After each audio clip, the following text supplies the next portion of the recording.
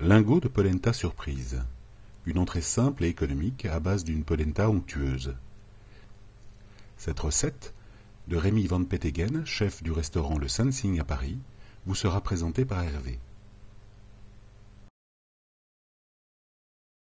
On doit avoir une polenta assez ferme au moment de la cuisson pour vraiment bien le mouler. Ouais. Mais comme on incorpore beaucoup de gras dedans, que ce soit de la mascarpone, de la crème épaisse ou du parmesan, Ouais. une fois que ça va chauffer, ça va redonner de l'onctuosité à l'ensemble. Donc en fait, ça ne sera pas trop sec. Pas trop sec. En plus, dans la volaille, donc on peut prendre n'importe quelle volaille. Ce qu'il faut, c'est pas trop la cuire.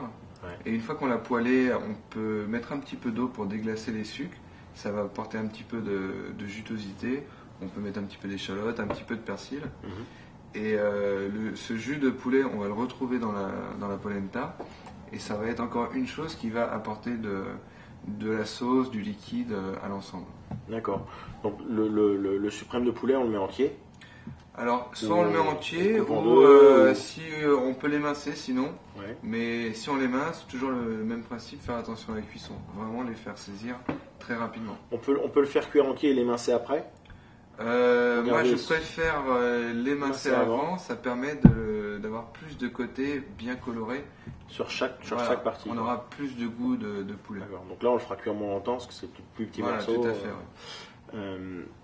Par rapport à ça, alors, on a bien compris qu'on allait le mettre dans un moule. Si on n'a pas le bon petit moule en porte-pièce qui fait maison, Ça, il faut pas se formaliser par rapport à la forme. L'intérêt, c'est qu'au final, on ait quelque chose qui soit bien clos pour pas que le jus ou que le poulet se voie. D'accord. Donc, on peut prendre un bol, Ouais. on peut prendre un n'importe verre casseron, ou un n'importe n'importe quel quoi. casseron. ou un moule à cake. Voilà. Quoi qu'on puisse utiliser, il faut que de toute façon, la viande soit bien protégée à l'intérieur de la polenta. Parce qu'on va la faire réchauffer après au Voilà. moment de servir. Donc ça, c'est fait la veille. Généralement, c'est une chose qui est pratique quand on a un petit peu de temps avant, mais pas le jour même. Parce que le jour même, on colore le plus de côtés possible. Après, on met au four. Ouais. Et ça va se tenir, ça va être bien chaud au milieu. Et il faut, on va dire, 10 minutes, un quart d'heure à faire. Donc là, si on a plusieurs invités, 6, 8, 10 convives, si on les a préparés avant, c'est le plat idéal. Ça, on peut faire ça pour 10 personnes, 12 personnes, vu qu'au dernier moment, il y a très peu de choses à faire et tout est dans l'ensemble. Et puis ça la chaleur va se tenir de toute façon le temps qu'on dresse Voilà, les assiettes, donc tout on n'a à pas fait. de stress avec ça. Ça va très peu refroidir et puis c'est un joli visuel et c'est toujours intéressant. En fonction de ce qu'on aura choisi comme moule, bol, en porte-pièce ou moule à cake, on le met au four, on le met pas au four. Alors ça à la dépend. poêle. Si moi par exemple c'est tout petit, la poêle suffit. Ouais. Si c'est trop gros, il vaut mieux quand même mettre un petit peu au four, justement pour avoir une belle chaleur à l'intérieur.